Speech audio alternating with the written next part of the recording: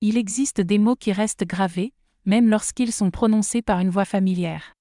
Des mots qui brûlent la poitrine plus fort que le froid mordant de l'hiver d'Alberta. Si tu ne peux pas payer ta part, maman, tu dégages. Ma fille l'a dit sans lever les yeux de sa tasse de café. Elle n'a pas crié. Non, c'était pire que ça. C'était glacial, précis, comme une clause implacable dans un contrat. Je suis restée immobile. Le bol de flocons d'avoine devant moi avait déjà refroidi. Tout dans cette cuisine semblait figé, sauf le silence qui pesait après ces mots. Le silence et le battement lourd de mon cœur coincé dans ma gorge. Je m'appelle Claudine. J'ai 75 ans et cette maison, c'est moi qui l'ai achetée il y a 20 ans avec l'argent du gros lot. Mais personne ne le sait. Pas même ma fille. Après la mort de mon mari Jean, emporté par un cancer des os en 2003, j'ai continué à vivre seule à Calgary. La solitude est une bête silencieuse. Elle s'installe doucement, jour après jour, et ronge sans bruit. Il y a 5 ans, quand j'ai fait une chute dans la salle de bain, ma fille m'a accueillie chez elle, comme elle le racontait à tout le monde, dans sa maison. En vérité, c'était la mienne. Mais elle faisait semblant d'ignorer ce détail. Je me souviens parfaitement du jour où j'ai gagné à la loterie. C'était le 27 juin 2004. Un billet acheté à la station-service de Crin. 5 millions de dollars. Assez pour m'offrir cette grande maison au bord du lac à Chestermer. J'ai gardé le silence parce que je savais. Je savais que si mes enfants découvraient, ils se battraient pour chaque centime. Et pas pour moi. Alors j'ai inventé une histoire. J'ai dit avoir trouvé une maison à louer, que la propriétaire partait en Australie, et que je payais un loyer symbolique. Je voulais rester près d'eux, surtout d'Hélène. Elle avait été mon rayon de soleil quand elle était petite. Mais les années changent les gens. Aujourd'hui, elle est mariée à Thomas, un fiscaliste obsédé par l'argent. Ils vivent avec leur fille Camille, qui vient d'entrer à l'université Mount Royal. Moi, j'habite au rez-de-chaussée, dans une chambre d'amis transformée, avec un lit étroit, une table et une radio que j'ai réparée moi-même. Ma vie tient dans un placard et un coin de tapis. Chaque mois, je transfère de l'argent à Hélène. Elle appelle ça ma part du loyer. Je souris intérieurement. Ce n'est qu'un virement entre mes propres comptes. Mais ce matin-là, elle a demandé 500 $ de plus. Tout augmente, disait-elle. L'électricité, l'assurance, l'épicerie. Et moi, je devais être un point de plus dans leur budget. Ce n'était pas la première fois qu'elle me faisait sentir ma place, mais jamais encore elle ne m'avait parlé ainsi. Tu dégages. Ces 2 mots ont fait trembler tout mon être. Pas de colère, pas encore. Juste une fatigue immense, une lassitude profonde. Je me suis vue comme une ombre dans leur vie. Une présence tolérée tant qu'elle payait, mais qu'on rejetterait une fois devenue inutile. J'ai regardé Hélène. Elle remuait son café. Thomas consultait ses courriels en silence. Personne ne m'a regardé. Je n'étais plus mère, plus grand-mère. J'étais un simple chiffre dans leur budget, un poids à recalculer à chaque dépense. J'ai reposé ma cuillère. Je n'ai rien dit. Pourtant, au fond de moi, une voix s'est levée. Une voix oubliée depuis longtemps, celle qui murmurait « Assez. Tu n'es pas une mendiante. » Ce jour-là, dans cette cuisine baignée de lumière sous les armoires blanches que j'avais choisies 20 ans plus tôt, j'ai compris qu'un changement allait s'opérer. Pas dans leur attitude, non. De ça, je n'attendais plus rien. Mais en moi, quelque chose s'est redressé. Je ne demanderai plus jamais. Ce soir-là, pendant qu'ils regardaient un documentaire sur les placements financiers, je suis restée dans ma chambre. J'ai sorti un vieux carnet, celui où j'avais noté le numéro du notaire à Strathmore, le seul qui savait que cette maison était à mon nom. Mes mains tremblaient légèrement en composant le numéro. Maître Lefebvre, c'est Claudine. Claudine Vallière. Oui, j'aimerais vous revoir pour discuter de ma propriété. Je ne savais pas encore jusqu'où cette démarche me mènerait. Mais une chose était claire, je ne laisserai plus personne décider à ma place. À vous qui écoutez cette histoire, avez-vous déjà été traité comme un poids dans votre propre famille? Réduit à un chiffre, une bouche de trop? Si vous portez ce genre de peine en silence, je vous invite à commenter. Dites ce qu'on ne vous a jamais laissé dire à voix haute. Peut-être qu'une grand-mère quelque part vous lira et vous comprendra. Le lendemain matin, je me suis réveillée plus tôt que d'habitude. À peine 6 heures, mais le sommeil m'avait quitté depuis longtemps. La lumière filtrait doucement à travers les stores, dessinant des ombres familières sur le plafond. Je suis restée allongée un moment, écoutant le silence de la maison. Un silence que je connaissais trop bien. Celui d'une maison où la présence d'une vieille femme passe inaperçue. Dans la cuisine, j'entendais déjà les pas rapides d'Hélène, le cliquetis de la machine à café, le grincement du réfrigérateur. Tout se déroulait comme chaque matin, avec une précision clinique, un rituel dépourvu de chaleur. À 7h10, elle a frappé 2 fois à ma porte. Pas un mot, seulement 2 coups secs. Sa manière de vérifier que j'étais toujours là. Je me suis levée lentement, comme chaque jour, masquant mes douleurs articulaires sous une blouse propre. J'ai noué mes cheveux avec un élastique usé, une habitude héritée de mes années d'infirmière. Toujours prête, toujours digne. En descendant l'escalier, j'ai aperçu Camille, ma petite fille, assise à la table, les yeux rivés sur son téléphone. Elle a levé les yeux et m'a adressé un sourire rapide. Un sourire poli, celui qu'on offre à une connaissance, pas à une grand-mère. Je me suis demandé si elle savait que tout ce qu'elle connaissait de cette maison venait d'un billet de loterie que j'avais acheté dans un moment de solitude. Probablement pas. Thomas feuilletait le journal économique sur sa tablette. Quand je me suis assise à la table, personne ne m'a adressé un mot. J'ai fait des toasts, a dit Hélène en lançant un regard rapide. Mais pas de beurre, c'est mauvais pour le cholestérol. Je n'ai rien répondu. J'ai étalé la dernière noisette de confiture de fraises sur mon toast.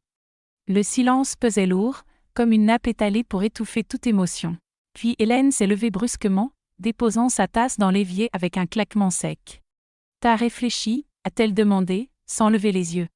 Je l'ai regardée puis j'ai posé calmement ma tartine. « Oui, j'ai réfléchi. Et je ne peux pas payer ces $500 en plus, ce serait plus que ma pension. » Elle a soupiré, longuement, avec agacement. « On ne peut pas continuer comme ça, maman. C'est injuste pour nous. On paie déjà toutes les charges. Thomas travaille des heures interminables chaque semaine, moi aussi. Et toi, tu es là sans rien faire et tu consommes. » Ces mots étaient durs, mais prononcés sur un ton plat, presque mécanique, comme si elle énumérait les articles manquants sur une liste de courses. J'ai baissé les yeux. Non pas par honte, mais parce que si je la regardais, j'aurais éclaté en sanglots, et je ne voulais pas pleurer devant elle. Je l'ai écoutée et j'ai simplement dit « Donne-moi un peu de temps pour trouver une solution. » Elle a haussé les épaules, puis a pris ses clés. « J'espère que tu comprends qu'on ne peut pas continuer comme ça. » Je n'ai rien répondu. Une fois la maison vide, je suis retournée dans ma chambre. J'ai ouvert mon tiroir et pris le dossier notarial soigneusement conservé. Tous les actes d'achat, les relevés de compte de la loterie, les contrats de propriété étaient là. Tout à mon nom. Pas une trace de ma fille, pas un seul document prouvant leur participation. J'avais tout payé, jusqu'au moindre carreau du plancher chauffant. Je me suis assise à mon bureau. J'ai composé à nouveau le numéro de Maître Lefebvre. « Bonjour Maître Lefebvre, c'est Claudine Vallière à nouveau. Je souhaiterais vous confier la vente de ma résidence principale tout en gardant la plus grande discrétion. Il ne faut surtout pas que ma fille découvre que je suis propriétaire, elle croit que je suis locataire. » Un léger silence a suivi au bout du fil, puis la voix posée et professionnelle de Maître Lefebvre s'est fait entendre. « C'est parfaitement faisable. Nous pourrons organiser la vente via une société prête-nom et gérer les visites sans que vous soyez présente. Je peux aussi prévoir une estimation rapide. Le marché est favorable, madame. Les biens autour du lac ont considérablement pris de la valeur. » J'ai esquissé un sourire doux. J'étais prête. Le soir venu, Camille est entrée timidement dans ma chambre. « Mamie, maman dit que tu réfléchis au loyer. Je voulais juste te dire que je suis désolée si elle a été un peu dure. » J'ai pris sa main fine et tremblante. « Tu n'as pas à t'excuser, ma chérie, ce n'est pas ta faute. » Elle m'a fixé de ses grands yeux noisettes, qui me rappelaient les miens à son âge. Il y avait encore en elle une innocence, une authenticité intacte. À cet instant, j'ai su que je devais agir, non seulement pour moi, mais pour elle. Pour qu'elle comprenne qu'une femme, même âgée, même humiliée, peut encore choisir de dire stop. Je lui ai posé un baiser sur le front. « Tu es la seule raison pour laquelle je suis restée si longtemps. » Elle n'a pas tout saisi, pas encore, mais elle comprendrait bientôt. Le lendemain matin, alors que les premières lueurs de l'aube teintaient le ciel d'Alberta, je suis sortie pour marcher. L'air était vif, presque tranchant, mais il portait ce goût de liberté. Je suivais le sentier autour du lac, emmitouflée dans mon manteau que Jean m'avait offert pour nos 40 ans de mariage. Il me gardait encore au chaud, comme sa mémoire. Je repensais à ma conversation avec Maître Lefebvre. L'évaluation de la maison était prévue jeudi, pendant qu'Hélène serait au bureau. Nous avions décidé de passer la vente sous le nom d'une société de gestion pour éviter toute trace évidente de mon nom avant la signature finale. Tout était légal, propre, discret. Enfin, c'était moi qui prenais les décisions. En rentrant, j'ai croisé Thomas sur le perron. Il revenait de son jogging quotidien. Bien dormi, Claudine, m'a-t-il lancé sans ralentir. Comme une pierre, ai-je répondu avec un sourire. Il a continué son chemin, silencieux. Il ne savait rien, personne ne savait, et j'en tirais une satisfaction froide. Plus tard dans la matinée, je me suis installée dans la véranda, une tasse de thé brûlant entre les mains. Mon regard glissait sur le jardin arrière. Les derniers lambeaux de neige fondaient doucement sur les dalles. Un merle sautillait entre les plates-bandes, explorant le sol détrempé. Je me suis demandé si Hélène prenait vraiment le temps de remarquer cette vie tranquille autour d'elle, ou si ses yeux restaient rivés à ses tableaux Excel et au suivi des cartes bancaires. Quand elle est rentrée ce soir-là, son humeur était noire. Elle a claqué la porte du garage et traîné son sac à main sur le carrelage de l'entrée. Le plombier est encore annulé, a-t-elle soufflé, il faut remplacer toute la tuyauterie de la salle de bain du haut. Et bien sûr, ce sera encore nous qui allons payer. Tu pourrais au moins participer, non ? Je l'ai regardé, le cœur lourd. Tu veux dire en plus du loyer et des charges que je paie déjà ? Elle a haussé les épaules. C'est normal, a-t-elle répondu. C'est comme ça. Les maisons, ça coûte cher. J'ai failli lui dire que c'était ma maison, que chaque brique, chaque armoire, chaque centimètre carré avait été payé avec mon argent ou celui que j'avais eu la chance de gagner. Mais je suis restée silencieuse. Il était encore trop tôt pour tout révéler. Le jeudi est arrivé. Hélène est partie comme prévu vers l'heure habituelle. Thomas l'avait précédée d'un quart d'heure. Je me suis retrouvée seule, comme toujours. À 9 heures précises, Raymond Fournier, l'agent mandaté par le notaire, a sonné à la porte. Un homme élégant, la soixantaine avancée, portant une serviette en cuir et un sourire franc. « Madame Vallière, enchantée », a-t-il dit. « Je vais prendre quelques photos si vous me le permettez. » Je lui ai fait visiter la maison avec une fierté mêlée de mélancolie. Chaque pièce respirait les souvenirs muets. Le salon où je m'endormais parfois devant le hockey. La cuisine où j'avais préparé mes meilleures tourtières. Même l'escalier gardait les traces des enfants courant pieds nus. C'est une belle propriété, murmurait Raymond, très bien entretenue. Dans ce quartier, elle pourrait se vendre à 1 000 $, peut-être plus. J'ai hoché la tête, le cœur serré. Vendez-la discrètement, mais vendez-la. Il m'a répondu avec une bienveillance inattendue. Vous êtes bien consciente de ce que vous faites, Madame Vallière ? Oui, et je n'ai jamais été aussi sûre de moi. Il est reparti 1 heure plus tard. Il n'a laissé aucune trace, aucun document traînant, aucun signe de son passage. Lorsque Hélène est rentrée le soir, la maison semblait aussi calme et impeccable que le matin. Elle m'a dit bonsoir d'un ton mécanique, sans même croiser mon regard. « J'espère que tu as réfléchi à notre proposition », a-t-elle ajouté. Thomas pense qu'il faudrait envisager de te trouver une résidence. Ce serait peut-être mieux pour tout le monde. Je l'ai observée longuement. Elle se tenait debout dans la cuisine, les bras croisés. Le visage durci par les années, elle ne souriait presque plus, sauf sur les rares photos de famille. « Tu sais, Hélène » ai-je murmuré doucement, « parfois ce qui est mieux pour tout le monde ne l'est que pour ceux qui parlent le plus fort. » Elle n'a pas saisi le sens de mes mots et c'était très bien ainsi. Elle comprendrait bientôt. Le samedi suivant, il faisait étonnamment doux pour un mois de mars à Chestermay. Un air tiède flottait au-dessus du lac encore gelé, comme si le printemps voulait annoncer sa venue prématurément. Mais dans mon cœur, ce n'était pas la saison des bourgeons, c'était celle des comptes à régler. J'étais assise sur le banc au fond du jardin lorsque j'ai entendu la porte-fenêtre s'ouvrir brusquement. « Maman, tu peux venir 1 minute ?» Je suis entrée lentement, m'attendant à une nouvelle remarque sur ma consommation d'eau chaude ou la lessive qui prenait trop de place. Mais non, ce jour-là, Hélène avait autre chose en tête, bien pire. Elle m'attendait dans la cuisine, les bras croisés, debout près de l'îlot central. « J'ai parlé à Thomas », dit-elle sans préambule. « On ne peut plus continuer à supporter tout ça, c'est trop. Et toi, tu refuses toujours de payer davantage. » J'ai répondu calmement que je ne pouvais pas que je ne voulais pas. Elle a levé les yeux au ciel. « Peu importe, on a fait nos calculs, voilà ce que nous te proposons. Soit tu acceptes de payer 2 700 $ par mois, l'équivalent de ce que des jeunes colocataires paieraient pour ce même espace, soit tu cherches une autre solution. Je suis restée figée. Tu veux dire que je dois partir? Ce n'est pas ce que j'ai dit, s'est-elle défendue, comme pour adoucir ses propres paroles. Je dis juste que si tu veux rester, tu dois contribuer équitablement. Ce n'est pas injuste. Je l'ai regardée et me suis demandé si elle croyait vraiment ce qu'elle disait, si elle pensait qu'il était juste de me faire payer pour habiter une maison que j'avais achetée. Et si je ne peux pas payer? Elle a hésité une seconde. Alors oui, il faudra que tu partes. On ne peut plus subventionner ta présence ici. Subventionner? Je n'ai rien répondu. Je me suis juste assise à la table, posant mes mains à plat sur le bois. Elle a repris, gênée par mon silence. Ce n'est pas personnel, maman, c'est juste la réalité. Thomas et moi, on travaille dur, on a nos charges.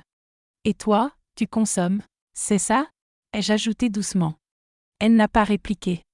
À ce moment précis, j'ai compris que ce que je redoutais depuis des années venait de se matérialiser. J'étais devenue un poids pour eux. À leurs yeux, je n'étais plus la mère que j'avais été. J'étais une vieille femme dont la présence devait se justifier. Le soir, j'ai pris mon téléphone et appelé Raymond. Mettez la maison sur le marché dès aujourd'hui. Pas un mot à ma fille. Organisez les visites pendant ses heures de bureau. Elle ne doit rien savoir avant la signature. Bien reçu, Madame Vallière. Et le prix? 490 000 $. Et si quelqu'un offre 850 000 ou plus, je prends. Vous êtes sûr? C'est un grand pas. Je suis certaine, il n'y a plus rien à attendre ici. Le lendemain, alors que je repliais mon linge dans la quiétude de ma chambre, j'ai entendu Camille frapper doucement à la porte. « Mamie, tu vas bien ?» Je l'ai regardée. Ses yeux étaient pleins d'inquiétude, presque blessés. Maman est en colère. Je crois qu'elle regrette de t'avoir parlé ainsi, mais elle dit qu'elle n'a pas le choix. Je me suis approchée et j'ai pris sa main. « Ne t'inquiète pas, ma chérie. Mamie va trouver une solution. Et tu sais quoi? Ce sera peut-être la meilleure chose qui puisse arriver. » Elle m'a regardée, sans tout comprendre, mais elle a esquissé un léger sourire. Elle ignorait encore, mais c'était la seule lumière qui restait dans cette maison, et je m'étais juré qu'elle ne verrait jamais sa grand-mère s'incliner. Le lundi matin, tout a commencé à bouger. Raymond m'a appelé dès 8 heures. On a déjà 2 visites prévues pour jeudi, m'a-t-il dit avec enthousiasme. La maison est très bien cotée. Le marché est tendu. Les gens se battent pour ce genre de bien, et avec le jardin et la vue sur le lac, c'est un véritable bijou. Faites comme convenu, ai-je répondu. Aucune trace de votre passage. Hélène travaille du lundi au vendredi de 8 à 17 heures. Thomas aussi.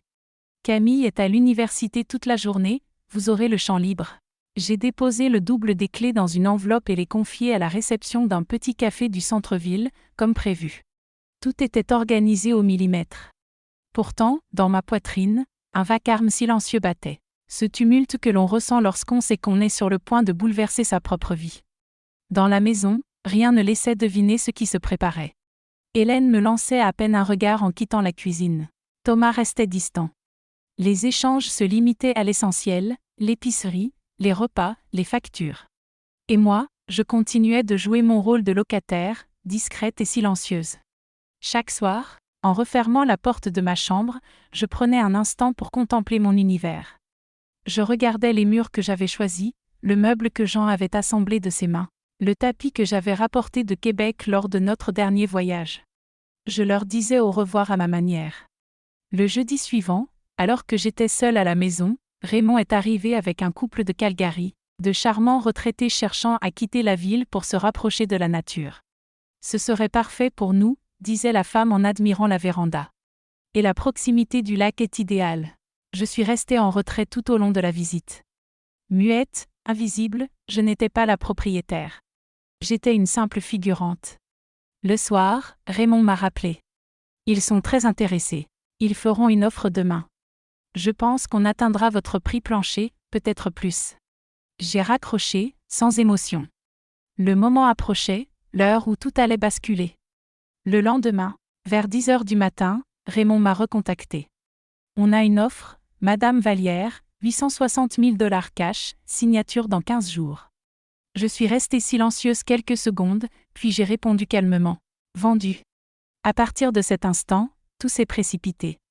Je me suis rendue chez le notaire pour signer les premiers papiers. Les acheteurs avaient l'air ravis. La procédure avançait vite, trop vite peut-être pour un cœur comme le mien. Mais j'avais attendu trop longtemps pour encore douter. Dans la maison, rien ne changeait. Hélène continuait de me parler comme si j'étais une vieille dame de passage. Thomas, lui, surveillait chaque centime d'électricité sans jamais le dire. Et Camille, silencieuse et tendre, me lançait des regards pleins de questions qu'elle n'osait pas poser. Je savais qu'un jour elle comprendrait. Quand tout fut prêt, Raymond m'a appelé une dernière fois. « Madame Vallière, les papiers sont prêts. Le transfert de propriété se fera la semaine prochaine. Il faudra prévenir les occupants qu'ils devront quitter les lieux sous 30 jours. Voulez-vous que je m'en charge ? » J'ai pris une longue inspiration. « Oui, mais ne leur dites pas encore que c'est moi. » Un silence respectueux a suivi au bout du fil. « Très bien, madame, je m'occupe de tout. » Je n'ai pas fermé l'œil de la nuit. À 4 heures du matin, je me suis levée, une tasse de thé à la main, et je me suis installée dans l'ombre devant la fenêtre de ma chambre. Dehors, les premières étoiles disparaissaient dans le ciel. J'ai contemplé cette maison, mon œuvre, mon refuge, mon piège. Pour la première fois depuis longtemps, je me sentais libre. Pas heureuse, pas encore, mais libre. Le matin où Raymond est arrivé pour annoncer la vente, je suis partie tôt. J'avais inventé un rendez-vous chez le médecin, une excuse parfaite pour m'absenter au moment de la tempête. 1 heure plus tard, il m'a appelé alors que j'étais seule dans le petit café de Chester, un cappuccino devant moi que je n'avais même pas envie de boire. « C'est fait », a-t-il dit calmement. « Votre fille était, disons, surprise. » Je n'ai pas posé de questions. Je n'avais pas besoin d'entendre les cris pour savoir. Je pouvais les imaginer. Je connaissais cette voix coupante comme la glace du lac en plein hiver. Je suis rentrée en fin d'après-midi. La maison était silencieuse, trop silencieuse. Puis Camille a frappé timidement à ma porte. « Mamie, maman dit qu'on va devoir déménager, que la maison a été vendue. C'est vrai ?» Je l'ai observé longuement. Ses yeux brillaient, remplis d'incompréhension. « Oui, ma chérie, c'est vrai. Mais pourquoi ? On ne peut pas acheter la maison ? On y vit depuis si longtemps. » J'ai posé ma main sur sa joue. « Tout s'arrange toujours. Tu verras. Ce qui compte, ce n'est pas les murs, mais ce qu'on garde dans le cœur. » Le soir, Hélène est arrivée comme une tempête. Elle a poussé la porte avant même que je puisse répondre. « La maison a été vendue. Tu savais ça ? » Je l'ai fixé droit dans les yeux. Il était temps. « Je suis la propriétaire, Hélène. » Elle est restée figée, incapable de bouger. « Quoi, cette maison ? C'est moi qui l'ai achetée il y a 20 ans avec l'argent du loto. » J'ai laissé croire qu'elle était louée pour éviter les conflits. Mais depuis le premier jour, l'acte est à mon nom. Et les loyers, cet argent que tu me versais chaque mois ? Je te les rendais pour que tu continues à croire à ton illusion, pour que tu penses que tu gérais tout, mais c'était une mise en scène. Et quand tu m'as ordonné de payer plus ou de partir, j'ai simplement suivi tes exigences. J'ai vendu. Elle est restée muette. Son visage a perdu toutes ses couleurs. Puis elle a murmuré. Tu nous mets à la porte ? Non, je vends une propriété comme n'importe quel propriétaire. Et vous avez 30 jours, comme la loi le prévoit, pour vous organiser. Rien d'illégal, rien de cruel, juste une réponse. Elle a claqué la porte derrière elle sans ajouter un mot. Le lendemain, Thomas m'a lancé un regard glacial au petit déjeuner. Il n'a pas dit bonjour. Il a refermé la porte du frigo avec violence et s'est enfermé dans le salon. Camille, elle, est venue me voir en douce avant de partir pour l'université. C'est vrai tout ce que maman raconte ? Tu étais la vraie propriétaire ? Oui, et je regrette de t'avoir tenue dans l'ignorance. Tu es la seule qui m'ait toujours traitée comme un être humain. Pour ça, je t'ai préparé quelque chose. Je lui ai tendu une enveloppe. Elle l'a ouverte. À l'intérieur, un document, l'ouverture d'un compte fiduciaire à son nom avec une somme importante pour ses études et son avenir. Elle a levé les yeux vers moi, les larmes au bord. Pourquoi moi ? Parce que tu es la seule à n'avoir jamais rien demandé, juste un peu d'affection. Elle m'a serré dans ses bras longuement. Dans cette étreinte, j'ai compris que même au cœur de la trahison, il peut rester une main tendue. Le reste de la semaine s'est écoulé dans une tension glaciale. Les cartons ont commencé à envahir le salon. Hélène ne m'adressait plus un mot. Thomas faisait comme si je n'existais pas. Mais chaque soir, en refermant doucement la porte de ma chambre, je souriais. Pour la première fois depuis longtemps, J'avais repris le contrôle de ma vie. 2 semaines après la signature, la maison semblait abandonnée. Pourtant, elle résonnait encore des bruits de la vie passée. Les cartons traînaient, les valises s'ouvraient et se refermaient, les portes claquaient sans adieu. Le changement flottait dans l'air comme un parfum discret mais tenace. Chaque matin, Hélène partait visiter des appartements, le visage crispé et les lèvres serrées. Thomas passait ses soirées au téléphone, probablement avec des agents immobiliers ou peut-être même des avocats. Mais tous deux savaient qu'ils ne pouvaient rien contester. Tout était légal, strictement légal. Et moi, je me sentais presque légère, flottant hors sol. Je faisais mes valises moi aussi, non par contrainte mais par choix. J'avais trouvé un petit bungalow dans le quartier sud de Calgary. Une maison de plein pied, lumineuse, avec un petit jardin. L'endroit parfait pour mes années à venir. Je l'avais acquis en toute discrétion avec une partie de l'argent de la vente. Le reste, je l'avais placé. Une partie en fiducie pour Camille, l'autre pour mes propres années. Enfin, je pouvais respirer. Camille est venue me voir en douce, comme elle le faisait toujours. Elle est entrée en colère, me soufflant presque en refermant la porte de ma chambre. Elle dit que tu nous as trahis. C'est ce qu'elle croit. Moi, je ne sais plus. Je comprends que ce que tu as fait n'était pas juste. Je l'ai vu, j'ai grandi ici, mais je n'arrive pas à ne pas être triste. Je lui ai pris la main. Tu n'as pas à choisir de camp, ma chérie. Tu es au-dessus de tout ça. Tu es différente. Elle a souri, triste. Papa dit que tu as tout planifié, que tu voulais nous punir. Je voulais me libérer, Camille. Ce n'est pas la même chose. Elle a hoché la tête. Et maintenant, tu vas partir toute seule. Tu vas rester seule jusqu'à... Je l'ai interrompu doucement. Non, je vais vivre. Je vais jardiner, marcher, respirer, écouter la pluie, lire ce que j'aime. Et toi, tu viendras me voir quand tu voudras. Maman ne veut plus que tu me parles. Alors, parle-moi en secret comme tu le fais depuis des mois. Personne n'a besoin de savoir ce que ton cœur choisit. Elle m'a embrassé longuement et m'a serré contre elle, comme pour me dire au revoir sans le dire. Le jour où Hélène et Thomas ont enfin quitté la maison, ils n'ont rien dit. Ils sont partis comme on claque une porte qu'on ne veut jamais revoir. Le camion de déménagement est parti sur le gravier sans un regard en arrière. Je suis restée seule dans la maison.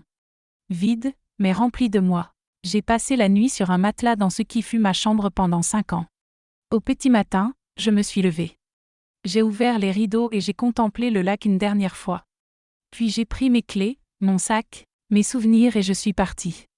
Pas en fuyarde, mais en femme libre. Ma nouvelle maison se trouvait à 15 km au sud de Calgary, dans un quartier paisible bordé d'arbres centenaires et de sentiers pédestres. Un petit bungalow modeste, de plein pied, 3 pièces. Une cuisine ouverte sur un salon lumineux, un jardin clos à l'arrière. Rien d'extravagant, mais entièrement mien. Les premiers jours, j'ai dormi comme un enfant. Pas de pas pressés dans le couloir, pas de soupirs exaspérés derrière la cloison. Aucune facture ou remarque sur ma consommation d'électricité. Juste moi, mes livres, mon thé et mon silence. J'ai acheté un fauteuil inclinable, épais et confortable, celui que je m'étais toujours refusé par utilité. J'ai commandé une petite bibliothèque en bois clair et trié mes romans préférés. J'ai même fait installer un poêle à gaz pour les soirées froides, juste pour le plaisir de regarder les flammes danser, comme autrefois avec Jean. La première fois que je me suis assise dans le jardin un dimanche matin, j'ai pleuré.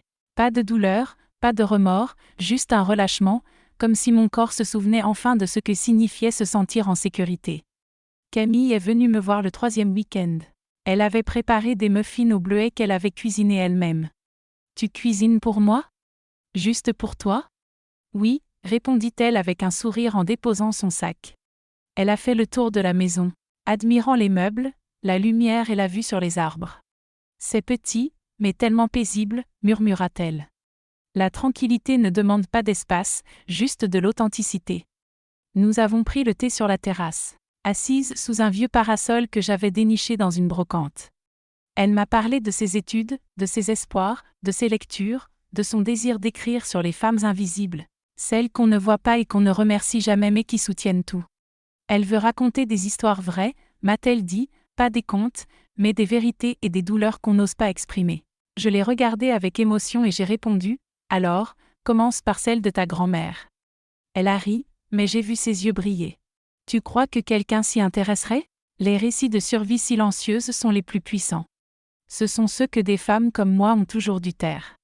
Avant de repartir, elle m'a serré très fort. Je t'admire, mamie, même si ce que tu as fait a brisé quelque chose. Ce que j'ai brisé n'était déjà plus entier. J'ai seulement mis fin à un mensonge. Elle est partie. Le cœur un peu lourd, je l'ai vue. Mais elle est revenue et reviendra encore. Ce soir-là, je me suis installée devant la cheminée, une tisane à la main. J'ai regardé la flamme vaciller et pour la première fois depuis longtemps, je n'ai pas pensé à ce que j'avais perdu mais à ce que j'avais enfin retrouvé. Ma voix, mon droit d'exister sans dette, sans excuse, sans honte. Dans le silence de ma maison neuve, j'ai murmuré un mot simple que je n'avais pas prononcé depuis la mort de Jean. Merci. Le printemps s'installait doucement à Chestermere. Les tulipes pointaient timidement hors de la terre. Les anges revenaient nicher dans les branches. Et moi, je renaissais. Chaque matin, je buvais mon café face au jardin. Parfois, je notais quelques souvenirs dans un carnet à spirale, des scènes d'enfance, des phrases entendues, des odeurs de confiture, des silences trop lourds vécus chez Hélène. Tout cela n'était plus un fardeau, mais une matière que je pouvais modeler, nommer, offrir. Un jour, en feuilletant ce carnet, une idée m'est venue. J'ai envoyé une lettre à un petit magazine local, dans la rubrique témoignages de vie. Pas pour me plaindre, pas pour accuser, juste pour raconter. Raconter comment une femme qu'on croyait éteinte pouvait encore se tenir droite, même seule. Peut-être que d'autres se reconnaîtraient. Peut-être qu'une grand-mère de Saskatoon ou une veuve d'Ottawa se dirait « Moi aussi ». Je n'ai jamais signé mon nom complet, juste Vallière, 75 ans, Alberta. 3 jours plus tard, la rédaction m'a écrit pour me remercier et demander si elle pouvait publier. J'ai dit oui. La semaine suivante, j'ai reçu 2 lettres de lectrices. L'une disait « Vos mots m'ont soulagée. Je croyais être folle d'avoir été rejetée par mes enfants. » L'autre écrivait « Je vous ai lu et j'ai pleuré. J'ai compris que je n'étais pas la seule à vivre dans ma propre maison comme une étrangère. Alors, j'ai compris que mon histoire, aussi douloureuse soit-elle, avait une utilité. Non pas pour qu'on me plaigne, mais pour que d'autres puissent se libérer. Camille m'a appelée hier. Mamie, maman a vu ton nom dans le journal. Elle a lu. Oui, elle n'a rien dit mais je crois qu'elle a compris, ou commencé à comprendre. Je n'ai pas répondu. Je n'espérais plus de reconnaissance.